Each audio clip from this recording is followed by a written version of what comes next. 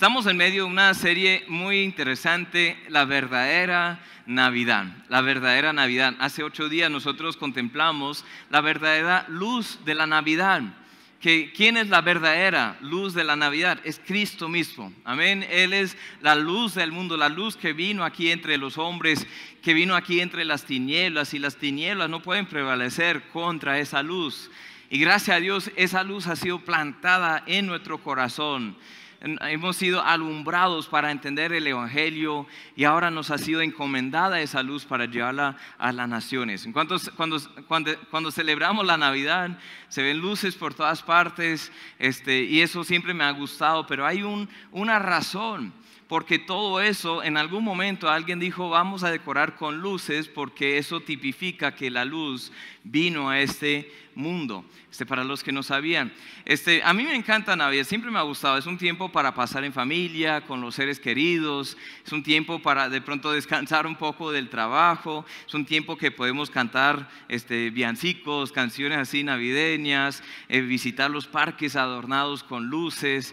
No sé si están haciendo esto en este año, pero en años pasados nos ha gustado así, hacer un paseo por el Parque del Agua. Eso es bien elaborado siempre. ¿Este año lo están haciendo? No creo, ¿no? Por la situación. Pero siempre es chévere, ¿no? Siempre es chévere este tiempo de Navidad. Podemos dar y recibir regalos, aunque sean muy sencillos. Cuando era niño nosotros teníamos ahí los regalos que a veces eran una mandarina y un par de medias. Gracias a Dios por eso. Hasta el día de hoy les cuento esto, que cuando huelo a una mandarina me acuerda de Navidad. No sé por qué, pero aquí en Colombia todos los días es Navidad. Amén. Porque en mi infancia siempre, todos los años había una mandarina ahí como un regalo para nosotros. Algo muy especial. Pero aunque es sencillo, es chévere así poder intercambiar regalos. Es un tiempo para comernos natilla, buñuelos hasta reventarnos, como haremos ahorita. Es un tiempo de constantes controversias. Ay, sí, ahí viene esa parte, ¿no? De Navidad. ¿Cuánto a ustedes les gusta esta parte de Navidad? Que el gobierno está en contra del verdadero significado de Navidad y no nos quiere dejar celebrar a Cristo, nos quiere quitar los derechos. O todo es un tema de materialismo, de marketing, y es un falso. No hay que caer en la trampa de Navidad. O algunos dicen, ¿realmente nació Cristo un 25 de diciembre? No creo. Es bíblico poner luces y dar regalos, tener un árbol de Navidad en la casa. No, tantas controversias, ¿no? Entonces, a mí me gusta el tiempo, pero hoy ahí está esa parte de las controversias. Entonces, hoy vamos a tratar una de esas controversias, el verdadero árbol de Navidad. Y algunos de ustedes ya están enojados porque aquí tenemos 2 árboles. Dicen, esta iglesia es una de esas que, no, ya, ¿por qué nos venimos hoy? Ahora nos da pena salir porque ya estamos sentados, pero si hubiéramos sabido, no, jamás. Pues hoy quisiera compartirles algunas cosas que de pronto no les han contado antes, pero vamos a llegar al verdadero significado del árbol de Navidad, o qué es el verdadero árbol de Navidad. Algunos han dicho que cada parte de las festividades navideñas, entre todas las otras fiestas, son muy paganas y pecaminosas. ¿En qué se basan con esos reclamos? De pronto todos aquí hemos escuchado que todo es pagano, todo es malo, todo es satánico. ¿En qué se basan? Pues en 2 cosas principalmente. Primero, para la Navidad especialmente. Dicen que es la misma adoración de los árboles que se encontraba en las culturas druidas y también con la fiesta de Saturnalia de los romanos. O sea, antiguamente pues había una cultura en el norte de Europa que se llamaba los druidas. Ellos adoraban a los árboles, adoraban a cada cosa, pero especialmente los robles. Ellos tenían algo especial con los robles. No era tanto del mismo tipo de árbol, pero ellos literalmente oraban y adoraban a esos árboles. Eran para ellos dioses. Pues no es exactamente lo que estamos haciendo con la Navidad. Pues yo no sé ustedes, pero en mi casa nunca hemos congregado alrededor del árbol para darle oración y culto. No, eso es un adorno. Pero hay otra cosa también. Dicen que hay un texto en Jeremías para comprobar que Dios está en contra al árbol de Navidad. Entonces vamos a leer ese texto antes de llegar al texto principal en 1 de Pedro. Dice en Jeremías 10, versículo 2 al 6. Así dijo Jehová, No aprendáis el camino de las naciones, ni de las señales del cielo tengáis temor, aunque las naciones las teman. Aquí está hablando de ¿qué? De astrología, o sea, de las señales así astrológicas de cada persona, ¿sí? Entonces, eso existía desde hace mucho tiempo. Dice, no hay que temer esas cosas, no hay que prestarle atención. Dice luego en el 3, porque las costumbres de los pueblos son vanidad, porque el leño del bosque cortaron, obra de manos de artífice con buril. Con plata y oro lo adornan, con clavos y martillo lo afirman para que no se mueva. Derechos están como palmera y no hablan. Son llevados porque no pueden andar. No tengáis temor de ellos, porque ni pueden hacer mal, ni para hacer bien tienen poder. No hay semejante a ti, oh Jehová, grande eres tú y grande tu nombre en poderío. Si sigues leyendo aquí este capítulo de Jeremías está contradiciendo toda la cultura de las naciones, especialmente una cosa especial que es la idolatría. La idolatría siempre ha sido un problema muy grande. Entonces hay algunos que toman aquí este texto de Jeremías 10, 3 y 4 y dicen que la gente va al bosque, cortan leña y luego adornan eso con oro y plata.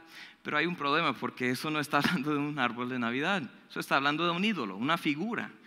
Si uno mira las palabras que dice, tanto en el español como también en el hebreo, el idioma original, eso está hablando de fabricar un ídolo, no adornar un árbol de Navidad. Entonces, bueno, ¿en qué se basan? Hay esos dos problemas, porque dicen no hay que celebrar con árbol de Navidad porque eso es de la cultura de los druidas y la fiesta de Saturnalia. Pero realmente no tiene nada que ver. Si uno va y mira las costumbres, pues son diferentes. Y dice, no, aquí en la Biblia dice que en Jeremías dice que no hay que cortar leña y adornar ese árbol, ponerlo en la casa. No, pues tampoco tiene nada que ver. Si uno va a adorar un árbol de Navidad, sí, claro, eso es malo.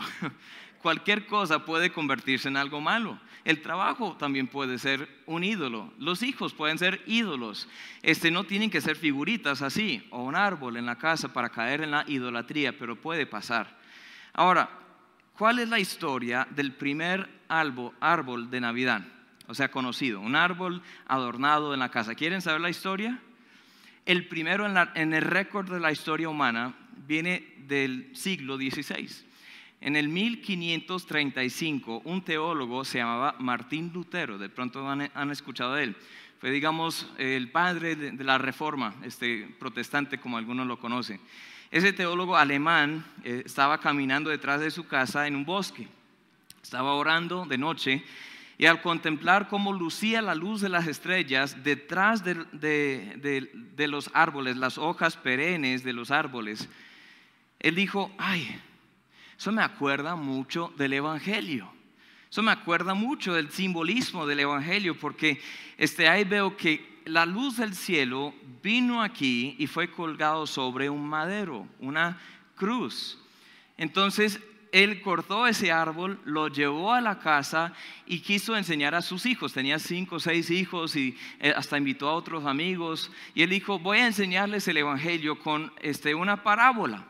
Así como Cristo hacía, dijo el reino de los cielos es como esto, es como aquello.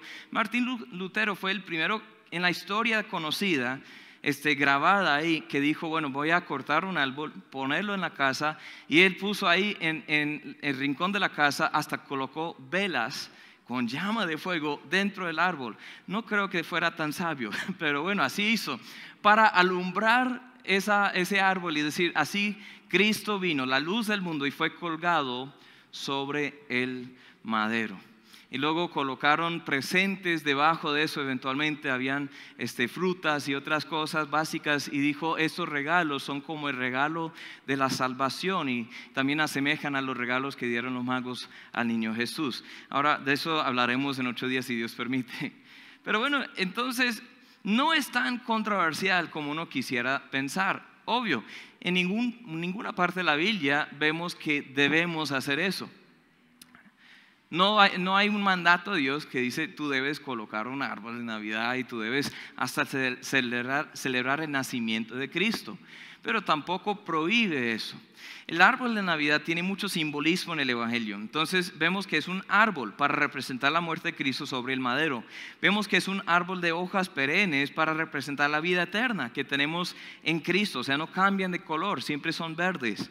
Es decorado con luces para representar que Cristo es la luz que vino a nosotros. Tiene a menudo una estrella o un ángel en la parte superior para representar los acontecimientos en la noche del nacimiento de Cristo. La estrella de Belén o los ángeles que cantaron anunciando su nacimiento a los pastores. Se colocan regalos por debajo del árbol para representar los presentes que llevaron los magos y para representar el mejor regalo que Él nos da, que Cristo nos da, que es la vida eterna.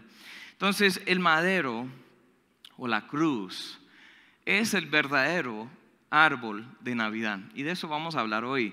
No se nos manda en ningún lugar en la Biblia que debemos celebrar el nacimiento de Cristo, pero tampoco lo prohíbe. Pero sí se celebra el nacimiento de Cristo. Hay que tomar siempre en cuenta el propósito del nacimiento de Cristo. No vino para quedarse en el pesebre, amén. Él vino para morir en la cruz. Ese es el árbol de Navidad. Ahora sí, vamos al Nuevo Testamento, vamos a 1 de Pedro capítulo 2, será nuestro texto base para este estudio en esta mañana. 1 de Pedro 2, 21 en adelante. 1 de Pedro 2, 21, dice así la palabra de Dios: pues para esto fuisteis llamados, porque también Cristo padeció por nosotros, dejándonos ejemplo para que sigáis sus pisadas. El cual no hizo pecado, ni se halló engaño en su boca, quien cuando le maldecían no respondía con maldición. Cuando padecía no amenazaba, sino que encomendaba la causa al que juzga justamente, quien llevó él mismo nuestros pecados en su cuerpo sobre el madero, para que nosotros, estando muertos a los pecados, vivamos a la justicia, y por cuya herida fuisteis sanados. Porque vosotros erais como ovejas descarriadas, pero ahora habéis vuelto al pastor y obispo de vuestras almas. Quisiera que volvamos al versículo 24 y leerlo todos juntos. ¿Están conmigo? Vamos a leerlo todos juntos. Quien llevó él mismo nuestros pecados en su cuerpo sobre el madero, para que nosotros, estando muertos a los pecados, vivamos a la justicia, y por cuya herida fuisteis sanados. Oremos. Padre, muchas gracias por este texto, gracias por la Navidad, es un tiempo que podemos recordar tu llegada aquí a este mundo, Señor, tu nacimiento y el propósito también de ese nacimiento, Señor, que fue para rescatarnos de la injusticia, rescatarnos de la condenación del pecado, Señor, rescatarnos del infierno y darnos de tu misericordia, tu perdón, tu amor, ofrecernos el regalo más grande de todos, que es la vida eterna. Señor, yo te doy gracias porque tú hiciste el árbol sobre el cual morirías. Tú formaste cada parte de ese árbol, Señor, para que un día fueras colgado sobre ese madero. Señor, yo te alabo en esta mañana porque estamos aquí por tu gracia. Yo te pido que me llenes, que me uses, que llene mi boca, Señor, para entregar tu mensaje. Y si hay alguien aquí el día de hoy que aún no ha puesto su fe en ti, el verdadero regalo de la Navidad, la verdadera salvación y luz de la Navidad, que hoy mismo lo haga, que pueda asegurarse de su salvación en ti. En tu nombre te lo pido. Amén y amén. Bueno, hay varias cosas que vamos a mirar específicamente en 1 de Pedro 2:24. 1 de Pedro 2:24. Voy a volver a leerlo porque es el texto base de todo. Dice: quien llevó él mismo nuestros pecados en su cuerpo sobre el madero, para que nosotros, estando muertos a los pecados, vivamos a la justicia, y por cuya herida fuisteis sanados. Entonces primero vemos que Cristo murió en nuestro lugar en la cruz. Cristo murió en nuestro lugar en la cruz. Dice que Él llevó Él mismo nuestros pecados. No fue los pecados de Cristo, fueron los pecados nuestros. Y no solo de esa generación del primer siglo, no, hasta los pecados pasados, presentes y futuros de toda la humanidad. Cristo murió en nuestro lugar. Ahora, la cruz fue la razón de la venida de Cristo. Cuando el Mesías nació con el propósito de morir por los pecados de los pecados del mundo. Fue envuelto en pañales. ¿Han pensado en eso? Que cuando le colocaron ahí en el pesebre fue envuelto en pañales, pero eso fue lo mismo que usaban para preparar los cadáveres de los muertos. Envolvían los cadáveres en pañales. Eso era muy curioso. Recibió oro, incienso y hasta mirra de los magos. Mirra también era una especia usada para preparar los cadáveres de los muertos. Qué regalo tan curioso, ¿no?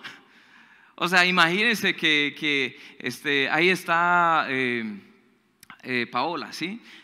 Paola va a tener un bebé, si Dios permite, dentro de poco tiempo, ¿sí? Imagínense que al nacer ese bebé la gente lleva regalos, hay gente que lleva pañales, hay gente que lleva de pronto paños húmedos, hay gente que lleva ropa y medias, y hay gente que lleva comida, hay gente que lleva de todo, y alguien lleva un ataúd. Sería muy raro, ¿no? Horrible, pero así fue el propósito del nacimiento de Cristo. Vemos ese simbolismo, que Él nació para eventualmente morir, y fue el plan de Dios desde el principio. Qué curioso, ¿no? Muchos hablan de los milagros o las enseñanzas de Cristo, pero Él vino a morir. Escuchen lo que dice en Juan 12:32. Y yo, hablando de Cristo, si fuere levantado de la tierra, a todos atraeré a mí mismo. Y decía esto, dando a entender de qué muerte iba a morir. No solo levantado de la tierra en cuanto a exaltado y magnificado, no, levantado de la tierra en una cruz, mucho más grande que esta. Una cruz que era símbolo de muerte, de vergüenza, de pena, de un crimen grande, grande, grande. No todos los que iban a morir por pena de muerte morían en una cruz, solo los más viles pecadores, los más viles criminales, y ahí murió Cristo. Dijo, si yo fuere levantado de la tierra, todos atraeré a mí mismo. Sin la cruz no habría esperanza para nosotros. En 1 de Pedro capítulo 1 versículo 16 dice, porque escrito está, sed santos porque yo soy santo. Si invocáis por Padre aquel que sin acepción de personas juzga según la obra de cada uno, conducíos en temor todos los días de vuestra peregrinación, sabiendo que fuisteis rescatados de vuestra vana manera de vivir, la cual recibisteis de vuestros padres, no con cosas corruptibles, como oro o plata. En otras palabras, no se puede comprar la salvación, sino con la sangre preciosa de Cristo, como de un cordero sin mancha y sin contaminación, ya destinado desde antes de la fundación del mundo, pero manifestado en los postreros tiempos por amor de vosotros, y mediante el cual creéis en Dios, quien le resucitó de los muertos, le ha dado gloria, para que vuestra fe y esperanza sean en Dios. No vamos a salvarnos con las obras que hiciéramos, que podamos hacer. No podemos salvarnos con oro y plata, no podemos salvarnos por el linaje. O sea, dice que recibimos la herencia del estado pecaminoso, de la naturaleza pecaminosa de nuestros padres, pero somos redimidos, somos salvos por la sangre de Cristo, que dice que fue un cordero sin mancha, un cordero perfecto, un sacrificio, pero dice que fue destinado desde antes de la fundación del mundo para morir en nuestro lugar. Para eso vino Cristo. Él nació para morir. La cruz y la resurrección de Jesús siempre será nuestro mensaje. Primero de Corintios 2:2 dice, pues me propuse no saber entre vosotros cosa alguna sino a Jesucristo y a este crucificado. Es el mensaje central de todo lo que nosotros hacemos, porque si Cristo no murió en la cruz, entonces aún estamos en nuestros pecados. Si Cristo no resucitó, aún estamos en nuestros pecados. Si Cristo solo era un buen profeta, un buen hombre, un buen líder político, entonces aún estamos en nuestros pecados, pero gracias a Dios Él sí vino, murió en la cruz y resucitó, y ese es el mensaje que nosotros predicamos. Jesucristo nació para morir en ese árbol de Navidad, ya era destinado desde antes de la fundación del mundo. John MacArthur, un pastor y autor, dice, aquí hay un lado de la historia de Navidad que no se cuenta a menudo. Esas manitas suaves, moldeadas por el Espíritu Santo en el vientre de María, fueron hechas para que los clavos pudieran atravesarlas. Esos pies de bebé rosados e incapaces de caminar, un día subirían por una colina polvorienta para ser clavados en una cruz. Esa dulce cabeza de niño con ojos brillantes y boca ansiosa se formó para que algún día los hombres pudieran ponerle una corona de espinas. Ese cuerpo tierno, cálido y suave, envuelto en pañales, un día será desgarrado por una lanza. Jesús nació para morir. No creas que estoy tratando de frenar tu espíritu navideño, lejos de eso, porque la muerte de Jesús, aunque ideada y llevada a cabo por hombres con malas intenciones, no fue en ningún sentido una tragedia. De hecho, representa la mayor victoria sobre el mal que jamás se haya logrado. Amén. Pensemos en eso, hermano. Y cuando Él murió en la cruz, llevó nuestro pecado. Esta fue la única manera de quitarnos la maldición del pecado. Fue hecho maldición en nuestro lugar. Esa palabra madero, árbol, cruz es intercambiable en muchas partes. Dicen Gálatas 3:13, Cristo nos redimió de la maldición de la ley. Hecho por nosotros, ¿qué? Maldición. Porque está escrito, maldito todo el que es colgado en un madero. Él nos quitó la maldición porque recibió nuestra maldición. Nos quitó la condenación porque recibió nuestra condenación. Hechos 5:30, el Dios de nuestros padres levantó a Jesús, a quien vosotros matasteis colgándole en un madero. Hechos 10:39, nosotros somos testigos de todas las cosas que Jesús hizo en la tierra de Judea y Jerusalén, a quien mataron colgándole en un madero. Hechos 13:29-30, habiendo cumplido todas las cosas que de él estaban escritas, quitándolo del madero, lo pusieron en el sepulcro, mas Dios le levantó de los muertos. Gracias a Dios por eso. Él fue colgado, sepultado y luego resucitó de los muertos. Gloria a Dios por eso. Ha habido un glorioso intercambio. Según de Corintios 5:21 dice, al que no conoció pecado por nosotros, lo hizo pecado para que nosotros fuésemos hechos justicia de Dios en él. Yo tenía mi récord de pecado y libros y libros y libros de pecado. Dice la Biblia que hay libros de los cuales seremos juzgados. Y aquí al otro lado habían libros de mi justicia. ¿Sabe qué está escrito ahí? Nada. Porque no hay justo, ni aún uno. Entonces Cristo tomó el libro de mis pecados, los libros de mis pecados, y los borró en su sangre. Y tomó el libro de mi justicia. ¿Y saben qué hizo? Él puso su propia justicia en mi récord. ¿Sabían eso? Dios hizo un glorioso intercambio y solo fue por ese árbol de Navidad o la cruz, el madero que estamos celebrando en medio de este mensaje del Evangelio. Vamos a volver a 1 Pedro 2:24. En segundo lugar, vemos que en nuestra muerte Cristo nos da vida. En nuestra muerte Cristo nos da vida. Dice ahí en el 24, quien llevó él mismo nuestros pecados en su cuerpo sobre el madero, para que nosotros, estando muertos a los pecados, vivamos a la justicia.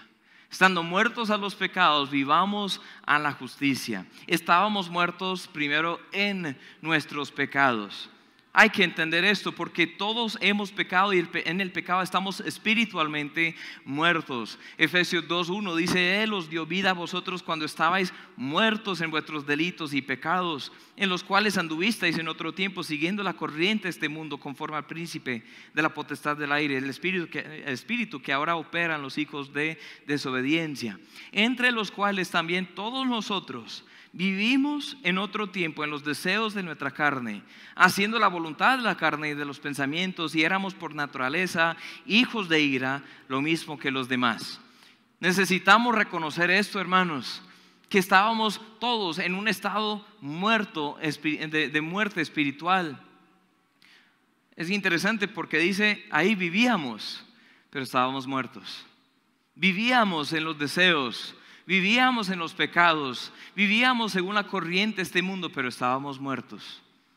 Hay algunos que dicen, no, entonces un muerto no puede responder la voz del Señor, pero estamos muertos espiritualmente. Tenemos vida física, que es el cuerpo. O sea, todo el mundo que tiene vida, todos los seres humanos que tienen vida, es obvio que tienen vida. Están respirando, se mueven muchas veces, tienen ojos para ver, tienen oídos para oír. Tienen vida física, hasta tienen vida psicológica. Ahí va el alma. El alma de la persona es la característica interna de la persona, es cómo es su sentimiento, es su mente, es su intelecto. Entonces hablamos como con las personas perdidas, las personas en el mundo que tienen vida física, en el cuerpo, tienen vida intelectual, pero no tienen vida espiritual. Espiritualmente están muertos. Ahí es donde tenemos comunión con Dios. Ahí en esa parte estamos muertos. Un ejemplo que a menudo algunos teólogos dan pues yo creo que falsamente interpretan este pasaje diciendo que los hombres no pueden hasta ni responder el llamado del evangelio. Tiene que ser Dios que lo levanta, así como en el caso de Lázaro, que cuando Lázaro estaba muerto en Juan capítulo 11 y Cristo lo llamó: Lázaro, ven fuera, entonces él resucitó y salió. Pero eso más bien no es un ejemplo de la salvación, es un ejemplo de la resurrección final. Ahí dice en ese mismo texto. Un mejor ejemplo de nuestra muerte espiritual sería el hijo pródigo. ¿Saben la historia del hijo pródigo? Habían dos hijos de un padre rico, un padre muy próspero, y un hijo pues intentaba ser fiel. Ahí estaba siempre en la casa, estaba un poco amargado, y realmente el objetivo de esa parábola fue resaltar la actitud de los fariseos, que en ese hijo que se quedó. Pero había otro hijo que dijo: no, padre, yo quisiera mi herencia ahora. En otras palabras, quisiera que lo que voy a recibir cuando estés muerto, que me lo des ahora. Prefiero que estés muerto, pero bueno, si no puedes morir, si me des ahí la herencia, mejor, pues ahí me voy. Recibió la herencia y se fue. Gastó todo, tenía amigos, pero luego no tenía ninguno. Cuando se acabó la plata, se acabaron las fiestas, se acabaron los amigos. Y él terminó ahí un poco lejos de la casa, dando alimento a los cerdos, un trabajo peor que lo peor. Y él se acordó: no, es que yo creo que mi padre me recibiría aún como un esclavo, un siervo más en la casa, no como un hijo, pero como un esclavo. Voy a ir a él a ver si me recibe. Y cuando él comenzó a ir y cuando comenzó a acercarse a la casa, ¿qué pasó en esa historia? En Lucas 15 se encuentra. Dice el padre le estaba buscando, y cuando le vio de lejos, el padre corrió a él, lo encontró, le abrazó. ¿A qué olía ese niño? A cerdo, a basura, a otras cosas que no puedo decir. Él olía feo, él no tenía ropa buena, él ya había perdido todo lo que tenía. Pero aún así el papá le abrazó y le dio su túnica mejor, sacó su anillo, dijo a los criados: vamos a hacer fiesta, vamos a matar a un animal para hacer un asado hoy, vamos a celebrar. El otro hijo se molestó, digo: pero tú no has hecho un asado para mí. ¿No hemos comido lechona? Pero no de cerdo, porque no podían comer cerdo. Bueno, no hemos comido un asado grande, ¿por qué? Y bueno, escuchen lo que dice Lucas 15:32. Mas era necesario hacer fiesta y regocijarnos, porque tu hermano era ¿qué? Muerto, y ha revivido, se había perdido y es hallado. Todo el contexto, aquí hay 3 parábolas en Lucas 15, hablan de un pecador que se arrepienta. Y hay gozo en el cielo cuando un pecador se arrepienta. Está hablando de la salvación. Y aquí está hablando de que, bueno, hay algunos que se creen buenos, pero no son buenos. Hay 2 hijos pródigos ahí. Uno está en casa y uno estaba lejos. Pero el punto de todo es que ahí dice que ese hijo estaba muerto. Pero el hijo mismo, ese hijo pródigo, tomó la decisión. Dijo: no, pues yo voy a volver al Señor. Voy a volver a mi Padre. Y así somos nosotros, muertos en los pecados, muertos en los delitos, muertos según la corriente de este mundo, pero el Señor nos da vida. Él nos invita a creer en Él. Entonces, primero estamos muertos en los pecados, pero vemos que Cristo murió por nuestros pecados. Él nos amó y pagó toda la penalidad del pecado, el castigo que tú y yo merecíamos. En Efesios 2, ahí en adelante, 2, 4 al 7, pero Dios, que es rico en misericordia por su gran amor con que nos amó, aun estando nosotros muertos en pecados, nos dio vida juntamente con Cristo. Por gracia sois salvos. Y juntamente con Él nos resucitó, asimismo nos hizo sentar en los lugares celestiales con Cristo Jesús, para mostrar en los siglos venideros las abundantes riquezas de su gracia en su bondad para con nosotros en Cristo Jesús. En Cristo tenemos vida. Cristo murió para que tengamos vida. Gloria a Dios por eso. Primera de Timoteo 2:3 dice: porque esto es bueno y agradable delante de Dios nuestro Salvador, el cual quiere que todos los hombres sean salvos y vengan al conocimiento de la verdad. Porque hay un solo Dios y un solo mediador entre Dios y los hombres, Jesucristo hombre, el cual se dio a sí mismo en rescate por por todos, de lo cual se dio testimonio a su debido tiempo. Cristo murió por todos, por nuestros pecados. Ahora, estando en Él, podemos morir a los pecados. Voy a volver a leer el texto 1 de Pedro 2:24, porque ahí está esto. Dice, quien llevó él mismo nuestros pecados en su cuerpo sobre el madero, para que nosotros, estando muertos a los pecados, vivamos a la justicia. ¿Sí ven la progresión? Estábamos muertos en nuestros pecados, Cristo murió por nuestros pecados, ahora podemos morir a los pecados.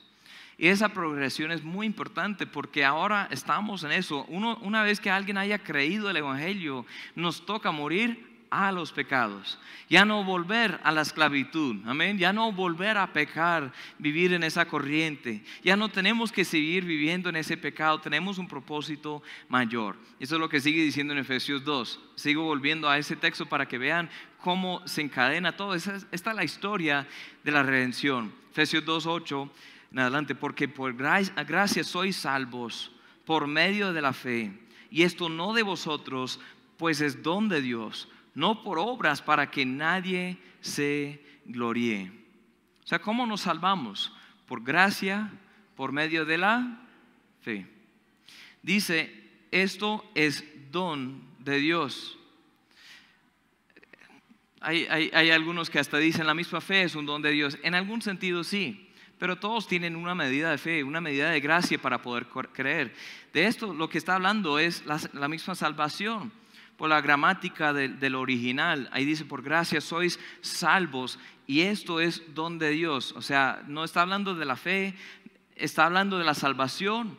La salvación es un don de Dios. Dios te quiere salvar, amigo. Dios quiere hacer algo grande en tu vida. Pero luego, ¿qué? Miren el versículo 10, porque somos hechura suya, creados en Cristo Jesús para buenas obras. No somos salvos por las buenas obras, pero somos salvos para las buenas obras, las cuales Dios preparó de antemano para que anduviésemos en ellas. Ahora vivo por Él, ahora vivo para Él. Segundo de Corintios 5 dice que el amor de Cristo me constriñe. Él murió por mí para que, aunque estoy vivo, ya vivo para Él, el que murió y resucitó por mí. Gálatas 2:20 dice, con Cristo estoy juntamente crucificado. Ya no vivo yo, más vive Cristo en mí. Lo que ahora vivo en la carne lo vivo en la fe del Hijo de Dios, el cual me amó, se entregó a sí mismo por mí. Éramos esclavos del pecado y ahora podemos ser siervos de justicia. Romanos 6, todo el capítulo prácticamente habla de esto. Éramos esclavos del pecado, ahora le sirvo a Él. Él tuvo que morir por nosotros, pero ahora invita a nosotros a morir nosotros mismos al pecado y seguirlo. Él murió por nosotros, pero Él nos invita también a morir a nosotros. Es decir, ya no vivo yo, más vive Cristo en mí. Eso es lo que está diciendo. El verdadero árbol de Navidad es que Cristo tomó nuestros pecados y ahora, muertos en los pecados, podemos morir a los pecados porque Cristo murió por nuestro pecado. Él tuvo que morir por nosotros. Ahora nos invita a morir a nosotros mismos. Lucas 9:22 dice diciendo, es necesario que el Hijo del Hombre padezca muchas cosas, sea desechado por los ancianos y por los principales sacerdotes, por los escribas, que sea muerto y resucite al tercer día. Y decía a todos, si alguno quiere venir en pos de mí, niéguese a sí mismo, tome su cruz cada día y sígame. Porque todo el que quiera salvar su vida la perderá. Todo el que pierda su vida por causa de mí, éste la salvará. Pues ¿qué aprovecha el hombre si gana todo el mundo y se destruye o se pierde a sí mismo? Porque el que se avergonzare de mí y de mis palabras, de éste se avergonzará el Hijo del Hombre cuando venga su gloria, y la del Padre y de los santos ángeles. En otras palabras, yo tengo que morir por sus pecados, pero ahora les invito a seguirme. No para salvación, no morir en la cruz para su salvación, porque ya esa parte voy a hacer, sino seguirme, morir a sí mismo, morir a uno mismo, es decir, ya no vivo yo, mas vive Cristo en mí. ¿Estamos siguiéndole? ¿Estamos viviendo muertos a los pecados o seguimos muertos en los pecados? Solo hay dos opciones. Hay que estar muertos a los pecados o estamos muertos en los pecados. Cristo quiere que le sigamos. El árbol de Navidad nos recuerda eso. En la cruz nos acuerda esto. No me gustan las cruces que están ahí con el Cristo colgado ahí sufriendo porque Él ya no está ahí. Pero una cruz vacía, uy, gloria a Dios, porque Él ya no está ahí. Pero nos acuerda también que nosotros deberíamos tomar nuestra cruz y seguirlo. Mientras estábamos muertos en nuestros pecados, Cristo murió por nuestros pecados para que nosotros muramos a los pecados.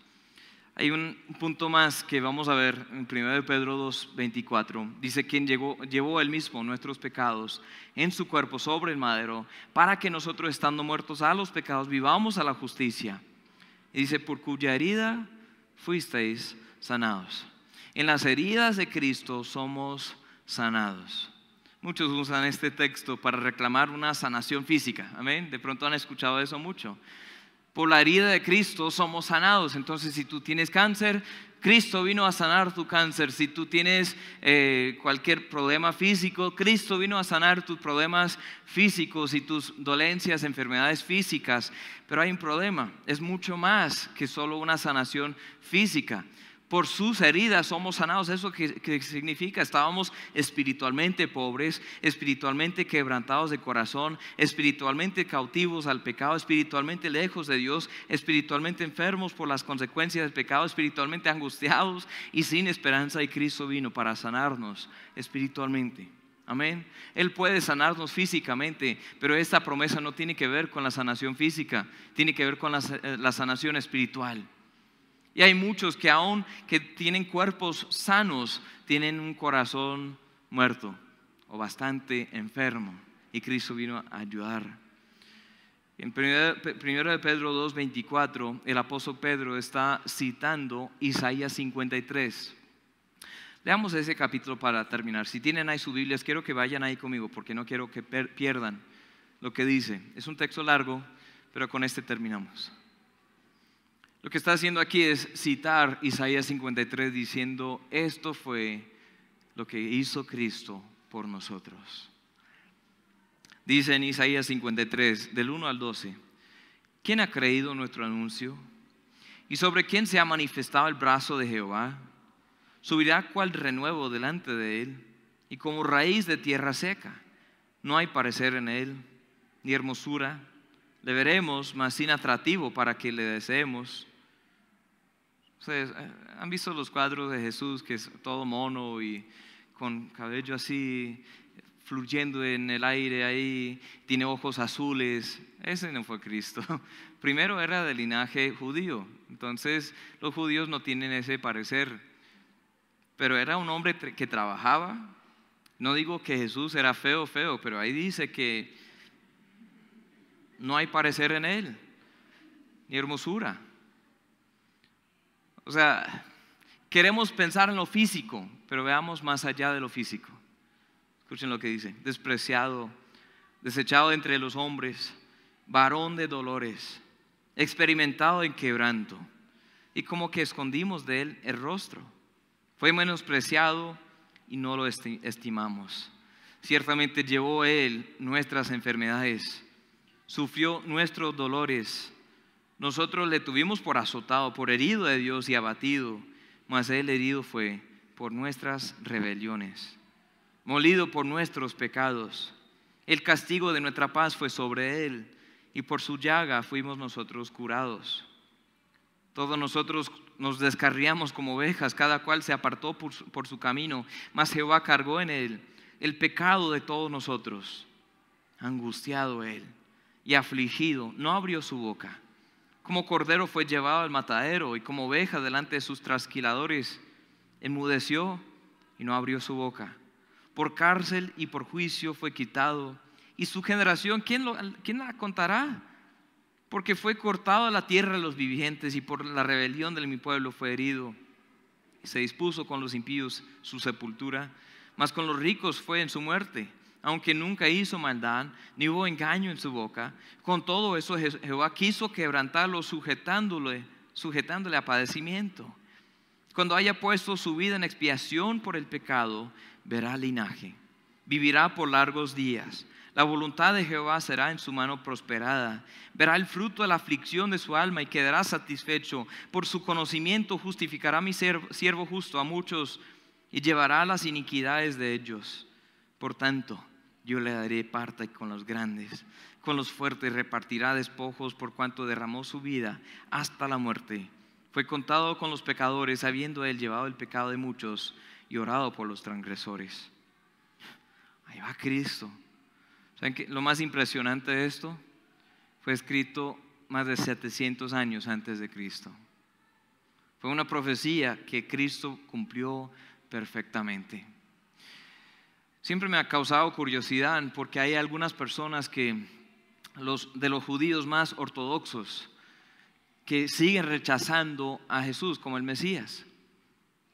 No sé si ustedes han tenido contacto con los judíos ortodoxos. Aquí en Bucaramanga hay algunos. Yo he tenido algunas conversaciones con ellos. Hay judíos también mesiánicos que sí reciben a Cristo, pero se aferran a la tradición, pues no quieren soltar toda la tradición para abrazar realmente el Evangelio. Pero los judíos ortodoxos rechazan a Cristo totalmente. Dicen que sí, fue un profeta o fue un rabino o un líder religioso conocido, pero no era el Mesías. Siempre me ha preguntado, pues, ¿por qué?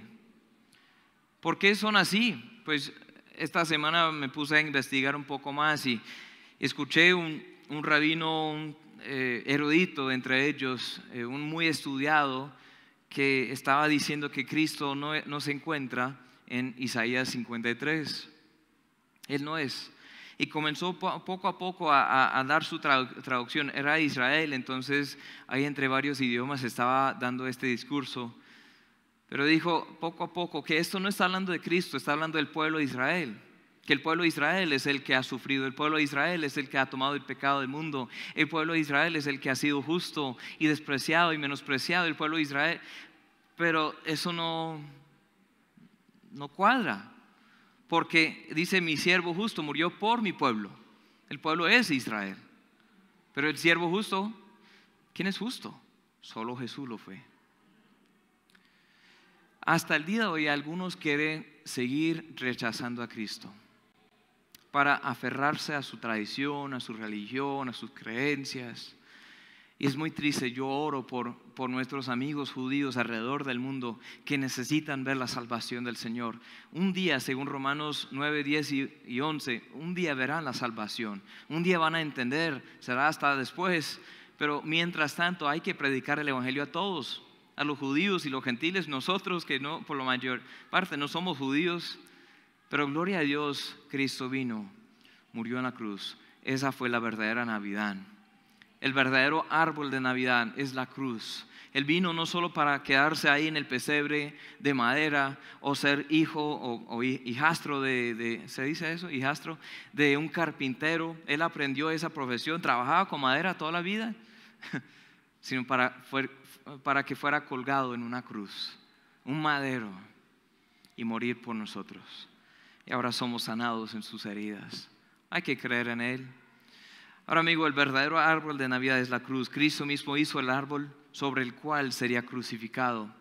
Toda la historia de la Biblia gira alrededor de esta cruz. Es central no solo al mensaje bíblico, pero también a nuestra esperanza. No esperamos en lo bueno que somos, no esperamos en nuestra iglesia, esperamos en la cruz. Ahora, Cristo vino a morir en tu lugar, en mi lugar, para que vivamos en Él. ¿Vives en Él? ¿Estás 100% seguro que tienes esa vida? ¿Sabes acerca de Jesús, pero has creído en Jesús para su salvación? Porque hay una diferencia. Muchos saben de Jesús. Muchos hasta dicen que Jesús es el que murió por sus pecados.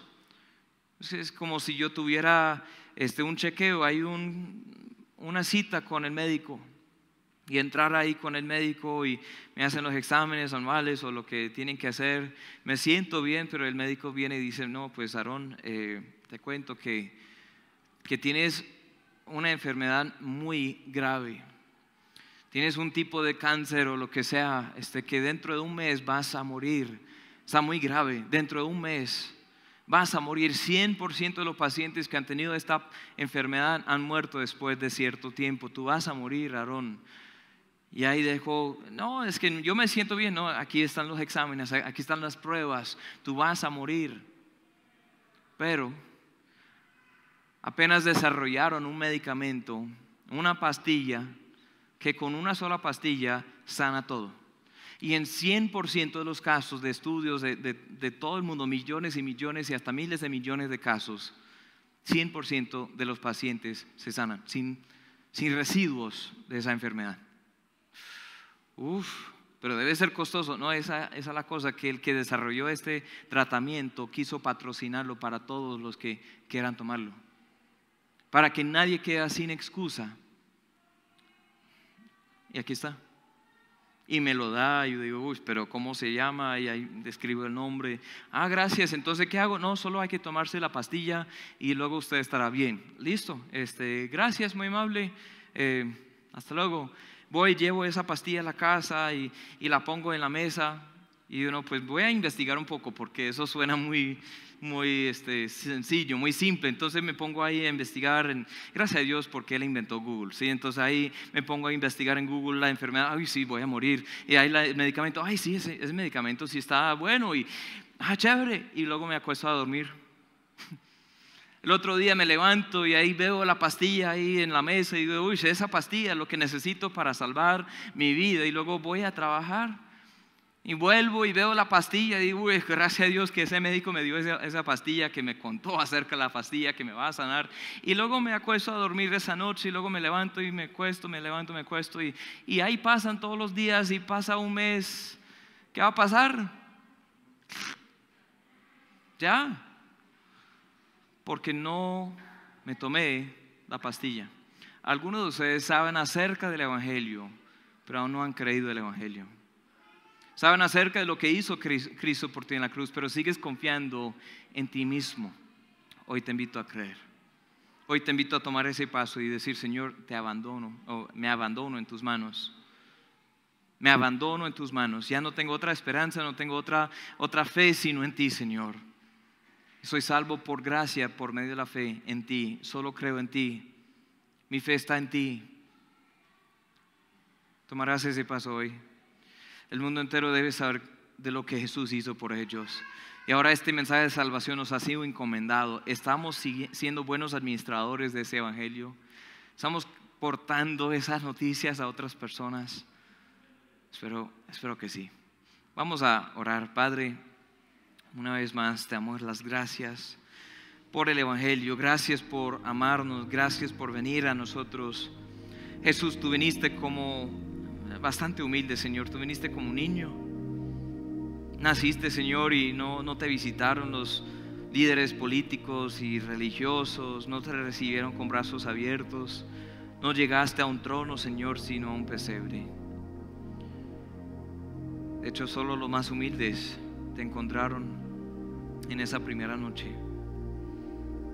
Y Señor, que haya lugar para nosotros, en nosotros para ti, Señor. Que haya lugar para ti en nuestros corazones, en nuestras vidas. Que entendamos que cuando viniste a nacer era para morir en la cruz, ser sepultado y resucitar. El evangelio, Señor, y es en el evangelio que nosotros esperamos. Te pido por aquella persona que aún no ha confiado en tu salvación, que en este mismo momento, Señor, en este segundo, Señor, este minuto, que pueda rendirse por fin a ti, que pueda entregarse a ti, Señor.